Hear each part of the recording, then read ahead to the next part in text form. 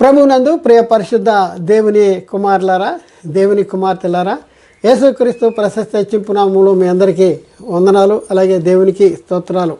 ప్రియులారా, ఎలా ఉన్నారు? బాగున్నారు కదా? మేము కూడా చాలా దేవుని కృప మహదేశ్వర్యాన్ని బట్టి బాగానే ఉన్నాం.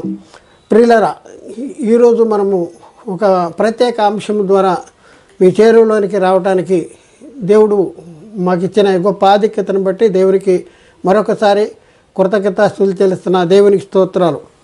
ప్రియులారా, ఈరోజు బాప్తిజము సంపూర్ణ వివరణ అనే అంశము ద్వారా మీ చేరువలోనికి రావడానికి దేవుడు మాకు గొప్ప ఆధిక్యతను అనుగ్రహించాడు.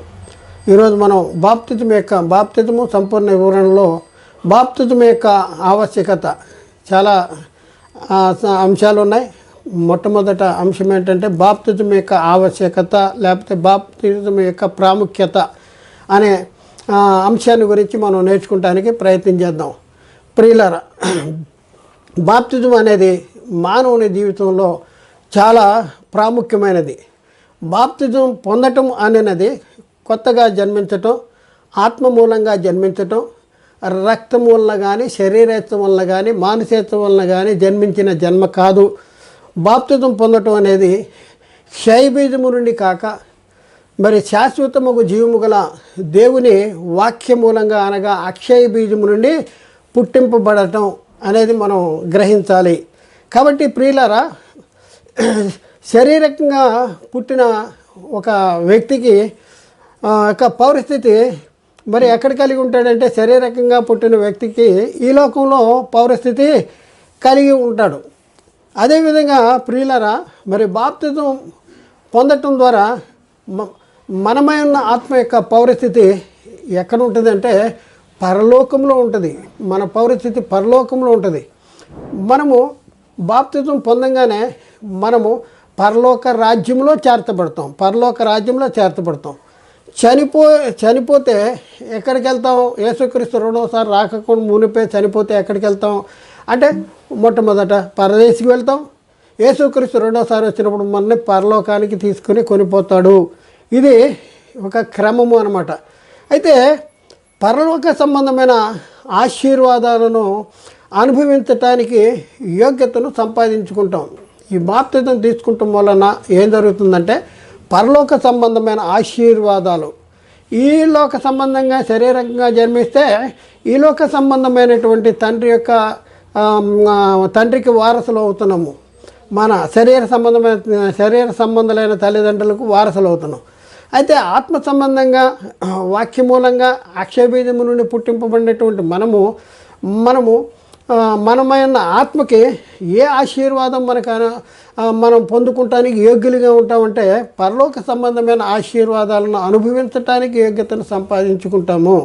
కనుక ఈ లోకంలో జీవిస్తున్నటువంటి ప్రతి మనిషి కూడా ఈ బాప్తిజం గురించి తెలుసుకోవటం అనేది చాలా ప్రాముఖ్యమైనది. నేడు క్రైస్తవుడు అవ్వాలన్నా, క్రైస్తవుడుగా మరి నేను క్రైస్తవుడిని అయ్యాను అని చెప్పుకుంటున్నటువంటి వ్యక్తికి, నేను క్రైస్తవుడిని అవ్వాలి అని చెప్పుకుంటున్న వ్యక్తికి కానీ, నేను క్రైస్తవుడిని అయ్యాను అని చెప్పుకుంటున్న వ్యక్తికి కానీ ఈ బాప్తిజం గురించి తెలుసుకోవటం అనేది అతి ప్రాముఖ్యమైనది, చాలా ప్రాముఖ్యమైనది. అయితే బాప్తిజం తీసుకున్న తర్వాత మనము తీసుకున్న బాప్తిజం అనేది కరెక్టేనా అనేసి ఒక నిర్ధారణ అనేది మనకి రావాలి. ఎందుకు అనేసి మనం పరిశీలన చేస్తే దానికి చిన్న ఉదాహరణ మనం తెలుసుకుందాం. ఉదాహరణ ఏంటంటే, మనం బస్సు ఎక్కామనుకోండి, మనం ఎక్కిన బస్సు మన ఊరు వెళ్తాదా లేదా అనేది మరి తెలుసుకోవాలా అంటే తెలుసుకుని మన ఊరు వెళ్తుందంటే ఆ బస్సులో కూర్చోవాలి. అయితే శరీర సంబంధమైన ప్రయాణంలో మనము మన ఊరు వెళ్ళాల్సిన బస్సు మనం ఎక్కలేదనుకోండి, వేరే బస్సు ఎక్కేసాం. ఆ బస్సు అనేది తొందరలో వేరే బస్సు ఎక్కాం. కాసేపు ఆ తర్వాత ఏం జరుగుద్ది? ఎక్కిన తర్వాత నిద్రపోయాడు అయ్యా. నిద్రపోతే వెళ్ళిపోయి ఆఖరి స్టేజ్కి వెళ్ళిపోయింది, దిగు అంటున్నారు. దిగితే ఆళ్ళూరు కాదు. తప్పు తెలుసుకున్నాడు. అయ్యో నేను వేరే బస్సు ఎక్కాను కదా అనేది తప్పు తెలుసుకున్నాడు. తెలుసుకున్న తర్వాత మళ్ళీ తిరిగి వాళ్ళ ఊరు వెళ్ళే బస్సు ఎక్కి వాళ్ళ ఊరు చేరుకున్నాడు. ఇది ఈలోక సంబంధమైన ప్రయాణం. అయితే ప్రియులారా, ఈరోజు బాప్తిజం ఈరోజు ఈలో మనం మన మనం పరిశీలన చేస్తే ఆత్మ సంబంధమైన ప్రయాణంలో మరి అలా జరిగే పరిస్థితి ఉండదు. మరి ప్రియులరా మనం ఆత్మీయ ప్రయాణంలో ఉన్నాం.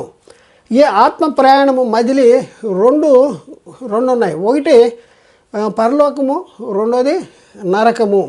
బైబిల్లో 2 మార్గాలు ఉన్నాయి. ఒకటి ఇరుకు మార్గము, 2 విశాల మార్గము. యేసుక్రీస్తు ఏం చెప్పాడు? చాలామంది నేను క్రైస్తవులను అయ్యాను అనేసి భ్రమలో వాళ్ళు ఏం చేస్తారంటే ప్రభువా స్తోత్రం అంటాడు అని అంటూ ఉంటారు. కానీ ప్రభు చిత్తాన్ని జరిగించరు. అందుకని యేసుక్రీస్తు ఆయన జీవించిన కాలంలో చెప్తున్న మాట ఏంటంటే, ప్రభువా అని నన్ను పిలిచి ప్రతివాడు పరలోక రాజ్యంలో ప్రవేశింపడు, ప్రభు చిత్తాన్ని జరిగించేవాడు పరలోక రాజ్యంలో ప్రవేశించుతాడు అనేసి అక్కడ చెప్పాడు. కనుక మనము తీసుకున్న బాప్తిజం సరైనది కాకపోతే చాలా భయంకరమైనటువంటి దుష్పరిమాణాన్ని ఎదుర్కోవలసి వచ్చే పరిస్థితి ఉంటుంది. కాబట్టి ప్రియులారా, పరలోక ప్రయాణంలో మనము తప్పు చేసి నరకానికి వెళ్ళిపోయి తిరిగి మరి మన మార్గాన్ని తెలుసుకునే వెసులుబాటు ఉండదు. తిరిగి మనం పరలోక ప్రయాణంలో ఉన్నాం.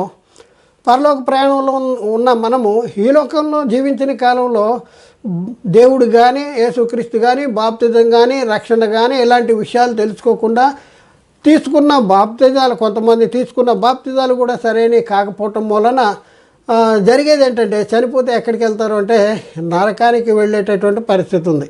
కాబట్టి ప్రియులారా, మరి నరకానికి వెళ్ళిన తర్వాత అక్కడ నుంచి నేను తప్పు చేశాను మళ్ళీ తిరిగి వెళ్ళిపోతాను అని అంటే కుదరదు. ఎందుకు అంటే ఇక్కడ మనకి 2 వ్యక్తులు బైబిల్లో ఉన్నారు, ధనవంతుడు, లాజరు గురించి. ధనవంతుడేమో జీవించిన కాలంలో బహుగా సుఖించేవాడు, అనుదినము సుఖాన్ని అనుభవించేవాడు, సన్నపునార వస్త్రాలు ధరించుకునేవాడు. లాజరేమో ధనవంతుడి ఇంటి వాకిట పండుకుని కూర్చుని ధనవంతుడు బల్ల మీద పడేటటువంటి రొట్టెల్ని తినే కాలం గడిపాడు. ఇద్దరు ఒక టైంలో చనిపోయారు. మరి ధనవంతుడు చనిపోయి పాతి పెట్టబడినప్పుడు అతడు పాతాళంలో బాధపడుతున్నాడు. అదే లాజరు ఎక్కడికి వెళ్ళాడు అంటే దేవదూతల ద్వారా అబ్రాహాము రొమ్మున ఆనుకుంటానికి కొనుక్కోబడ్డాడు. అయితే ఇక్కడ ప్రియులరా, మనం ఆలోచిస్తే ధనవంతుడు అక్కడికి వెళ్ళిన తర్వాత ఒక నీటి బొట్టు కూడా నాలుగు చల్లారటానికి దొరికేటటువంటి వెసులుబాటు లేదు అనేసి అక్కడికి వెళ్ళిన తర్వాత తెలిసింది. అప్పుడు ఏమంటున్నాడంటే, నాకు 5 సహోదరులు ఉన్నారు, వారిని ఈ వేదనకరమైన స్థలానికి రాకుండా వానికి సాక్ష్యం ఇవ్వడానికి లాజరును పంపించు అంటాడు. అంటే అర్థమైంది ఏంటంటే, అక్కడికి వెళ్ళిన తర్వాత మరి అక్కడి నుంచి అక్కడికి దాటిపోజాలకుంటే మహా అగాధం ఉంది. పాతాళలోకంలోనే ఒక స్థలము నుండి మరొక స్థలానికి దాటిపోకుండా ఒక అగాధం ఉంది. మరి అలాంటి పరిస్థితుల్లో ఆ లోకము నుండి ఈ లోకానికి రావటం అంటే అది జరగని పని. కాబట్టి ప్రియులారా, మనం ఆత్మ సంబంధమైన ప్రయాణంలో ఉన్నాం. ఈ ఆత్మ సంబంధమైన ప్రయాణంలో మనము శరీరంలో జీవించుండగానే మనము తీసుకున్న బాప్తిజం అనేది సరైందా కాదా అనేసి చాలా స్పష్టంగా తెలుసుకోవాల్సిన అవసరం ఉంది. ప్రియులారా, మొదటి పాయింట్ మనం నేర్చుకుందాం. బాప్తిజం అంటే ఏంటి? బాప్తిజము అంటే ఏంటి అంటే, బాప్తిజం అంటే ముంచుట, సమాధి చేయబట్ట, లేక పాతి పెట్టబడుట అనే అర్థం అనమాట. అయితే బాప్తిజం అనే పదము ఎక్కడి నుంచి వచ్చిందంటే, బాప్తిజం అనే గ్రీకు పదము నుండి తర్జుమా చేయబడింది. ఈ పదానికి అర్థం ఏంటంటే నీటిలో ముంచడాన్ని సూచిస్తుంది. ఈ పదానికి అర్థం నీటిలో ముంచడాన్ని సూచిస్తుంది. అయితే కొన్ని డిక్షనరీల్లో కూడా ఇలా చెప్తున్నాయి. ఏంటంటే, బాప్తిజం అంటే సరైన అర్థం దాని భావం ఏంటంటే మునక అని. అందుకనే కొన్ని బైబిల్ అనువాదాల్లో బాప్తిజమిచ్చే యోహాను గురించి వ్రాస్తూ ఏమని రాశారంటే, నీట మునక ఇచ్చే యోహాను, బాప్తిజం ఇచ్చే యోహానికి నీట మునక ఇచ్చే యోహాను అనేసి రాయబడింది. అంటే బాప్తిజం అంటే ముంచుట, సమాధి చేయబట్ట లేక పాతి పెట్టబడుట. అయితే బాప్తిజంలో ఏం జరుగుతుంది అంటే బాప్తిజంలో మనము క్రీస్తు మరణంలోనూ ఆయన పునరుద్ధానంలోనూ పాలువారం అవుతున్నాం. క్రీస్తు మరణంలోనూ ఆయన పునరుద్ధానంలోనూ పాలువారు అంటే మరణము మళ్ళీ తిరిగి పునరుద్ధానంలో పాలువారేటటువంటి పరిస్థితి. అంటే క్రీస్తులో మనము క్రీస్తు మరణము సమాధి పునరుద్ధానంలో పాలువారం అవుతున్నాం. లేఖనాన్ని పరిశీలన చేద్దాం. మనము క్రీస్తు మరణంలోనికి బాప్తిజం పొందుతున్నామని లేఖనములో వ్రాయబడినటువంటి వచనము బైబిల్లో ఒకటి ఉంది. ఆ వచనం ఏంటంటే రోమాపత్రికలో 6వ అధ్యాయంలో 3వ వచనంలో క్రీస్తు యేసులోనికి బాప్తిజం పొందిన మనమందరమును ఆయన మరణములోనికి బాప్తిజం పొందితురని మీరు ఎరుగరా అంటాడు. క్రీస్తులోనికి బాప్తిజం పొందిన మనము దేనిలోనికి బాప్తిజం పొందినట ఆయన మరణములోనికి బాప్తిజం అంటే క్రీస్తు మరణములోనికి బాప్తిజం పొందాము అనేసి రాయబడి ఉంది. ఈ మాటలు ఎక్కడ రోమపత్రిక 6వ అధ్యాయము 3వ వచనంలో.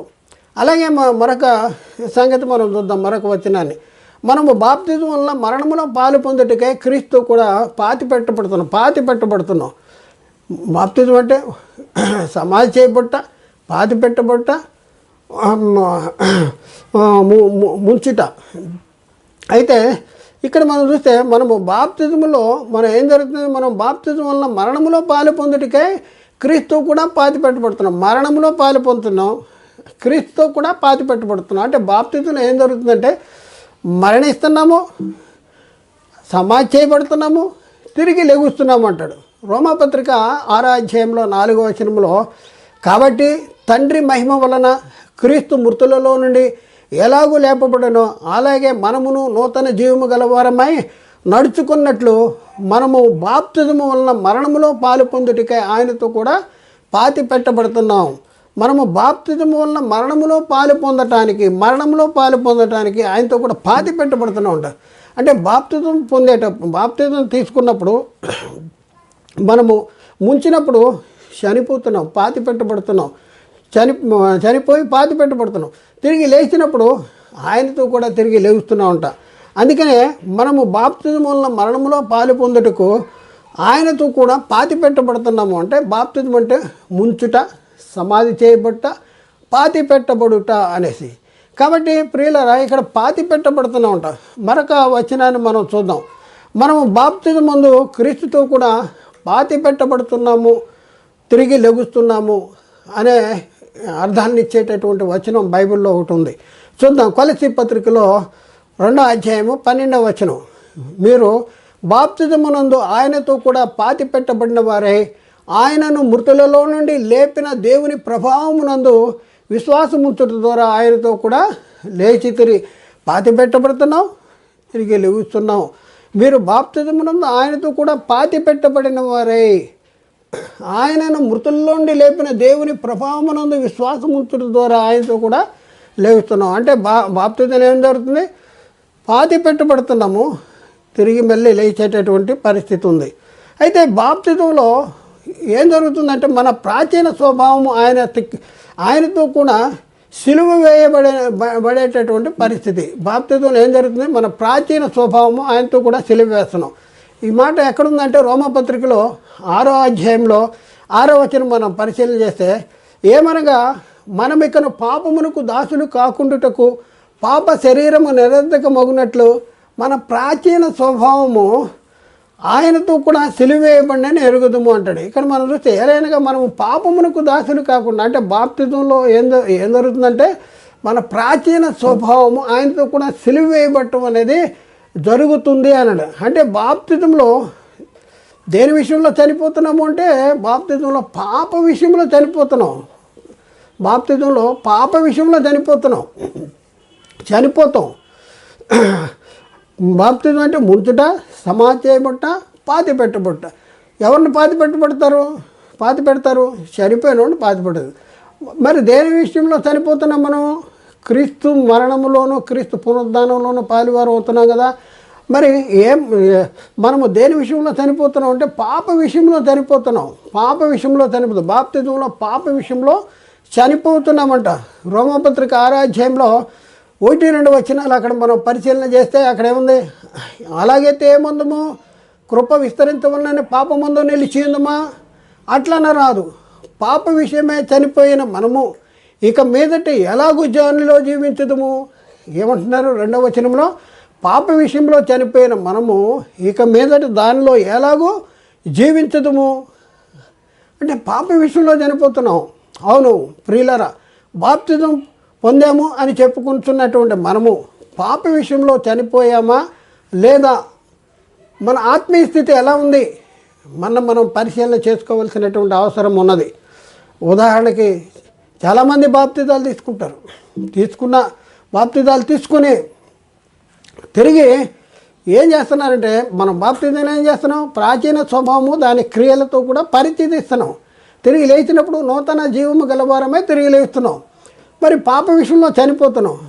మరి అలా జరుగుతుందా ఇప్పుడున్న పరిస్థితుల్లో?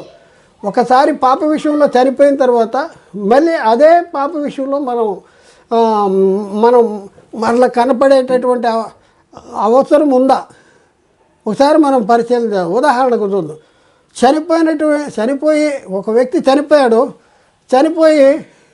చనిపోతే వాళ్ళందరూ కూడా తీసుకెళ్ళి పాతి పెట్టేసిన తర్వాత వీళ్ళందరూ చాలా కష్టపడ్డారు. పొద్దునుంచి ఇంటికి వచ్చి రాత్రి అంతా ఇంత ఉంటే తిని పండుకున్నారు. చాలా గాఢ నిద్రలో ఉన్నారు. ఇంతలోకి తలుపు డబా తలుపు కొట్టారు. తలుపు కొడితే ఎవడరా ఇప్పుడు వచ్చాడు తలుపు కొడుతున్నాడు అని అంటే, మనం ఎవరినైతే పాతి పెట్టామో ఆ పాతి పెట్టినోడు వచ్చి తలుపు కొడుతున్నాడు అనుకోండి. కొడుతుంటే మీరు ఏమంటారు ఒకసారి ఆలోచించండి. చచ్చిపోయినాడు మళ్ళీ వస్తాడా? చచ్చిపోయినాడు మనం ఈ లోక సంబంధంగానే చచ్చిపోయినాడు మళ్ళీ రాడు అనేసి మన అభిప్రాయం. చచ్చిపోయాము, పాతి పెట్టేసాము, చనిపోయాడు, పాతి పెట్టేసాము, అంతా అయిపోయింది. మళ్ళీ వస్తాడా? మళ్ళీ వస్తే ఏమవుతారు జనాలు? ఆ తలుపు తీసినోడు ఏమవుతాడు? ఢామ్మని పడిపోతాడు. ఇందాకే కదా పాతి పెట్టి వచ్చాము, మళ్ళీ అప్పుడు లేచి వచ్చాడని. ఒకసారి ఆలోచించండి. మరి మన జీవితాలు ఏంటి? మన జీవితాలు బాప్తిజం తీసుకుంటాం, చనిపోయామంటాం, క్రీస్తు కూడా పాతి పెట్టే ఉంటాం, ప్రాచీన స్వభావం దాని క్రియలతో కూడా పరిస్థితించే ఉంటాం. మరి పాప విషయంలో చనిపోయి ఉంటాం. మళ్ళీ తీరా చూస్తే మళ్ళీ చనిపోయినాడే మళ్ళీ లేచి వచ్చినట్టు వీళ్ళు మళ్ళీ పాప విషయంలో మళ్ళీ బతుకుతున్నారు. పాప విషయంలో మళ్ళీ పాపాలు చేసేటటువంటి పరిస్థితి ఉంది.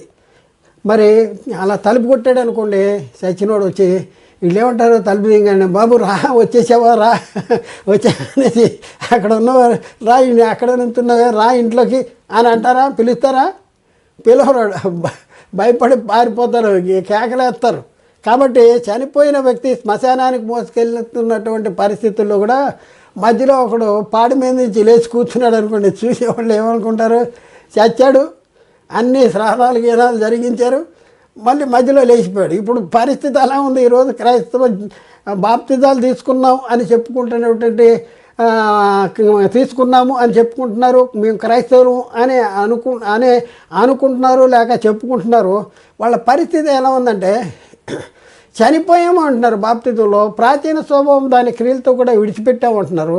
కానీ మళ్ళీ ఏమవుతున్నాయి, అవే వాళ్ళ జీవితాల్లో మళ్ళీ కనపడేటటువంటి పరిస్థితి ఉంది. మనము బాప్తిజంలో పాతి పెట్టబడుతున్నాము. మనము బాప్తిజంలో దేని విషయంలో పాతి పెట్టబడుతున్నాము? పాప విషయంలో చనిపోయి పాతి పెట్టబడుతున్నాం. పాప విషయంలో చనిపోయి పాతి పెట్టబడిన మనము మరలా పాపమందు నిలిచి ఉంటామా? మళ్ళీ అదే పాప సంబంధమైన క్రియలను జరిగిస్తామా? మనము నూతన జీవము గలవారమై నడుచుకున్నట్లు మనము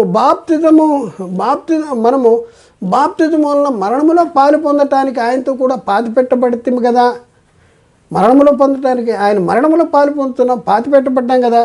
పాప విషయంలో చనిపోయిన మనము మరలా పాపములో ఎలా జీవిస్తాము, పాపం చేస్తూ ఎలా కనపడతాము? ఒకసారి ఆలోచించండి ప్రియులారా. మరి నేటి క్రైస్తవులు అని చెప్పుకుంటున్న వారిలో ఎందుకు జరుగుతుంది అంటే వారు చనిపోయినట్లు యాక్టింగ్ చేస్తున్నారు.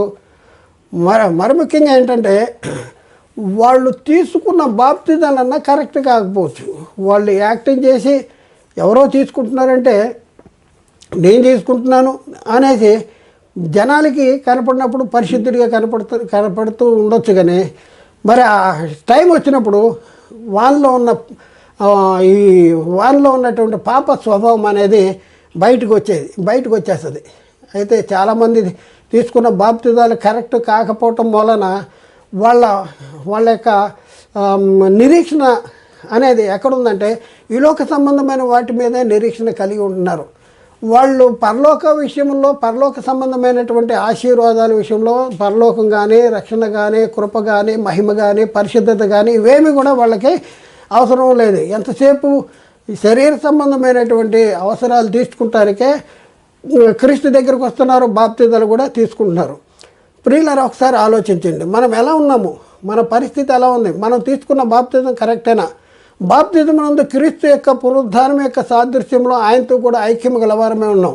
బాప్తిజంలో ఏం జరుగుతుంది? క్రీస్తు పునరుద్ధానం యొక్క సాదృశ్యంలో ఆయనతో కూడా ఐక్యం గలవారమే ఉన్నాం. ఎక్కడ రాయబడింది ఈ మాట? రోమాపత్రిక 6వ అధ్యాయంలో 5వ వచనంలో మనం చూస్తే అక్కడ ఏమని రాయబడిందంటే, మరియు ఆయన మరణం యొక్క సాదృశ్యమందు ఆయనతో కూడా ఐక్యం గలవారమైన ఎడల, అంటే ఆయన మరణం యొక్క సాదృశ్యంలో ఆయనతో కూడా ఐక్యం గలవారము ఆయన ఎడల అంటే ఎక్కడ జరుగుతుంది? ఆయన మరణం యొక్క సాదృశ్యంలో ఐక్యము బాప్తిజంలో జరుగుతుంది. మనం మునిగినప్పుడు మరణం యొక్క సాదృశ్యంలో ఐక్యం గలవారం అవుతుంది. తిరిగి లేచినప్పుడు మరి పునరుద్ధానం యొక్క సాదృశ్యంలో ఐక్యమవుతున్నాం. చూడండి ప్రియులారా, మరియు ఆయన మరణం యొక్క సాదృశ్యమందు ఆయనతో కూడా ఐక్యం గలవారమైన ఎడల, ఆయన పునరుద్ధానం యొక్క సాదృశ్యమందు ఆయనతో కూడా ఐక్యం గలవారమై ఉందము. ఒకసారి ఆలోచించండి, ఈ మాట ఒకసారి ఆలోచించండి. ఆయన పునరుద్ధానం యొక్క సాదృశ్యంలో ఐక్యం గలవారం అవుతున్నామా? ఒకసారి ఆలోచించండి. పాప విషయంలో చనిపోతున్నామా? తిరిగి లేచినప్పుడు నూతన జీవము కలవారంగా ఉన్నట్లు మరి తిరిగి లెగుస్తున్నామా? ఎలాంటి పరిస్థితులు ఉంది? బాప్తిజం ముందు క్రీస్తు కూడా లేపబడేటటువంటి పరిస్థితి. బాప్తిజంలో ఏం జరుగుతుందంటే, పాతిపెట్టబడిపోయిన తర్వాత ఏం జరుగుతుంది? తిరిగి లెగుస్తున్నాము. లేచినప్పుడు ఏం జరుగుతుంది అంటే, కొలస్సీ పత్రిక 3వ అధ్యాయంలో 1వ వచనంలో అక్కడ ఏమనుందంటే, మీరు క్రీస్తుతో కూడా లేపబడిన వారైతే, బాప్తిజంలో చనిపోయి తిరిగి ఆయన పునరుద్ధాన సాదృశ్యంలో తిరిగి లేపబడితే, మీరు క్రీస్తుతో కూడా లేపబడిన వారైతే పైనున్న వాటినే వెదుకుడి. అక్కడ క్రీస్తు దేవుని కుడి పార్శ్వమున కూర్చుని ఉన్నాడు. పైనున్న వాటినే వెతకాలి. మనం దేన్ని వెతకాలంటే పైన ఉన్నవాడు. చాలా మనం చూస్తుంటే పైన చూస్తుందా కింద చూస్తుందా? ఎప్పుడు పైకి చూడదు. మన జీవితాలు ఎలా ఉన్నాయి? పైకి చూసేలా ఉన్నాయా, కింద చూసేలా? భూ సంబంధమైన ఆలోచన ఉందా, పర సంబంధమైన ఆలోచన ఉందా? మనం దేన్ని వెతుకుతున్నాం? ఇక్కడ ఏం చెప్తున్నాడు పౌలు గారు? ఏం చెప్తున్నాడు కొలస్సీ సంఘానికి? పైన వాటినే వెతుకుడి. అక్కడ క్రీస్తు దేవుని కుడిపార్శ్వన కూర్చుండి ఉన్నాడు. పైన వాటి మీదే కానీ భూ సంబంధమైన వాటి మీద మనస్సు పెట్టకుడి అంటాడు. ఎందుకు భూ సంబంధమైన వాటి మీద మనసు పెట్టద్దు అంటే, ఏలైనగా మీరు మృతి పొందితిరి, మీ జీవము క్రీస్తుతో కూడా దేవుని యందు దాచబడింది. ఏలైనగా మీరు మృతి పొందితిరి అంటాడు. మనం మృతి పొందాం. ఎక్కడ జరుగుతుంది? మనం మృతి పొందాం, బాప్తిజంలో జరుగుతుంది. దేని విషయంలో మృతి పొందుతున్నాం? పాప విషయంలో మృతి పొందుతున్నాం. మరి చనిపోయిన వాడు గురించి మనం ఆలోచిస్తే, చనిపోయిన వాడు పాప విముక్తుడంట. అంటే క్రీస్తులో బాప్తిజం తీసుకున్న మనము క్రీస్తు మరణంలోనూ ఆయన పునరుద్ధానంలోనూ పాలివారమైన మన విషయంలో మనం ఆలోచిస్తే ఇక్కడేముంటాడు? చనిపోయి తిరిగి లేస్తున్నాం కదా. చనిపోయిన వాడు పాప విముక్తుడు అనేసి తీర్పు పొంది ఉన్నాడంట. రోమపత్రికలో 7వ అధ్యాయంలో 7వ వచనంలో అక్కడ మనం చూస్తే, చనిపోయిన వాడు పాప విముక్తుడని తీర్పు పొందుతున్నాడు. కనుక ప్రియులరా, బాప్తిజము అనున్నది క్రీస్తు మరణంలోనూ క్రీస్తు పునరుద్ధానంలోనూ పాలు పొందటమే. క్రీస్తు మరణంలోనూ క్రీస్తు పునరుద్ధానంలోనూ పాలు పొందటమే. ఈ బాప్తిజాన్ని గురించి ఇంకా మనం చాలా తప్పనిసరిగా మనం నేర్చుకోవలసినటువంటి అవసరం ఉంది. కాబట్టి ప్రియులారా, ఆలోచించేయండి, బాప్తిజంలో ఏం జరుగుతుంది? క్రీస్తు మరణంలో పాలు పొందుతున్నాం, క్రీస్తు పునరుద్ధానంలో పాలు పొందుతున్నాం. మరి తిరిగి లెగుస్తున్నాం, చనిపోతున్నాం, పాతి పెట్టబడుతున్నాం, తిరిగి లెగుస్తున్నాం. చనిపోయేది దేని విషయంలో? పాప విషయంలో చనిపోతున్నాం. ఆ తర్వాత క్రీస్తు మరణంలో పాలు పొందటానికి మనం పాతి పెట్టబడుతున్నాం. ఆ తర్వాత తిరిగి లేస్తున్నాం.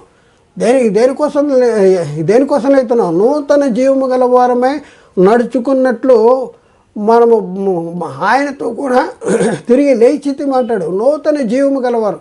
మరి నూతన జీవము అనేది మన జీవితాల్లో కనపడుతుందా? లేక చనిపోయిన వ్యక్తిని మనం తీసుకెళ్ళి అక్కడ పాతేసి వస్తే రాత్రికి మళ్ళీ ఇంటికి వచ్చి తలుపు కొట్టినట్టు మన జీవితాలు ఉన్నాయా? ఎలాంటి పరిస్థితుల్లో మనం జీవిస్తూ ఉన్నాం? ప్రియులారా, చాలా జాగ్రత్తగా మనం ఆలోచించాలి. బాప్తిజం అనేది సామాన్యమైనది కాదు. బాప్తిజం తీసుకుంటాం వలన పరలోక పౌరస్థితి అనేది వస్తుంది. ఆత్మకి నరక పౌరస్థితిని తప్పించబడే పరలోక పౌరస్థితి వస్తుంది. ఈ పరలోక పరిస్థితి వస్తుంది. మరి అంత విలువైన, అంత ఉన్నతమైనటువంటి, మరి అంత శ్రేష్టమైన మరి ఈ బాప్తిజంని మనం చులకనగా చూస్తున్నామా, తేలికగా చూస్తున్నామా? ఎలాంటి పరిస్థితుల్లో ఉన్నాము? ఈ లోక సంబంధంగా అనేక రకాలైనటువంటి సమస్యలు కానీ, ఇరుకులు కానీ, ఇబ్బందులు కానీ, శోధనలు కానీ, సులువుగా చిక్కులు పెట్టు ప్రతి పాపములు కానీ మన వేధించవచ్చు, మన వెంటాడవచ్చు. కానీ ప్రియులారా, ఒకసారి ఆలోచించండి. ఒకసారి చనిపోయామంటే మళ్ళీ పాపం విషయంలో చనిపోయిన మనము ఇక మీదట దానిలో ఎలాగ జీవించదుము అంటాడు. ఎలాగ జీవిస్తావు? అవసరమా అంట. ఎన్ని రోజులు బతుకుతావు? 70 సంవత్సరములు అధిక బలము నేళ్ళ 80 సంవత్సరాలు పోతావు. అల్పకాల పాప భోగములు అనుభవించటి కంటే క్రీస్తు విషయమైన నింద గొప్ప భాగ్యమని యోచించి ఫరో కుమార్తె యొక్క కుమారుని అనిపించుకోలేదంట మోషే గారు. మరి ఇప్పుడున్న పరిస్థితుల్లో మనం చూస్తే ఇప్పటి రాబో మహిమ ఏదంటే ఇప్పటి కాలపు శ్రమలు ఎన్న తగినవి కాదు అనేసి రోమపత్రికలో రాయబడి ఉంది. కాబట్టి ప్రియులారా, మరి దేనికోసం మీరు బతుకుతున్నారు? దేనికోసం మీరు ఆలోచన? దేనికోసం మీ ఆరాటం? ఒకసారి మనం పరిశీలన చేసుకోవాల్సిన అవసరం ఉంది. కాబట్టి ప్రియులారా, బాప్తిజము యొక్క ఆవశ్యకత ఏంటంటే చాలా ప్రాముఖ్యమైనది. బాప్తిజంలో గొప్ప కార్యము, బాప్తిజం అనేది గొప్ప సంఘటన. మన జీవితంలో గొప్ప కార్యం జరుగుతుంది. ఏంటి ఆ కార్యం అంటే, ఈ లోక పౌరస్థితి నుండి ఆత్మకి నరక పౌరస్థితి నుండి పరలోక పౌరస్థితి. శరీరానికి పౌరస్థితి ఈ లోక సంబంధమైంది. కానీ ఆత్మకు పౌరస్థితి ఎక్కడ ఉండాలి? పరలోకంలో ఉండాలి. పరలోకంలో కానీ నరకంలో కానీ. ఎవరైతే యేసుక్రీస్తు రక్షకుడు, దేవుని కుమారుడు, ప్రభువు అని నమ్ముకుని క్రీస్తుని దేవుడు నా కోసం, నా పాపాల కోసం పంపించాడు, యేసుక్రీస్తు నా పాపాల కోసం సిలువలో బలి అయిపోయాడు, క్రీస్తు సిలువలో కాచిన రక్తదారుల ద్వారా నా పాపాలు క్షమించబడినాయి, ఎవరైతే విశ్వసించి మారు మనసు పొంది పాప క్షమాపణ నిమిత్తము యేసుక్రీస్తు నామంలో బాప్తిజం పొందుతారో వాళ్ళ జీవమే క్రీస్తుతో కూడా దేవుని యందు దాచబడి ఉంటుంది. కాబట్టి ప్రియులారా, మీరు ఎక్కడున్నారు? మీరు ఏం చేస్తున్నారు? మీ పరిస్థితి ఏంటి? మీ ఆత్మీయ స్థితి ఎలా ఉంది? మనం పరిశీలన చేసుకోవాల్సిన అవసరం ఉంది. కాబట్టి ఆలోచించండి, అర్థం చేసుకోండి, సత్యాన్ని గ్రహించటానికి ప్రయత్నం చేయండి. దేవుడు మాట్లాడిన ప్రతి మాట ప్రతి ఒక్క హృదయంలో ఫలింపజేయునిగాక. ఆమేన్. అందరికీ వందనాలు. దేవునికి స్తోత్రం.